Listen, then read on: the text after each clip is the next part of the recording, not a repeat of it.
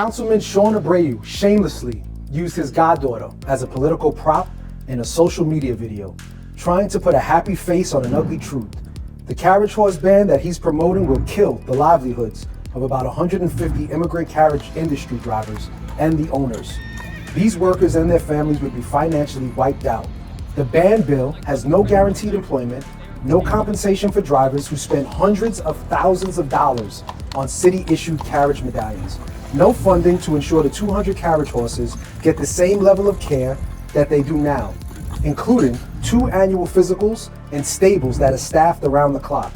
There's no guarantee that the evicted carriage horses won't wind up at a slaughter auction, as thousands of horses do every year, because they do not have owners financially able or willing to care for them.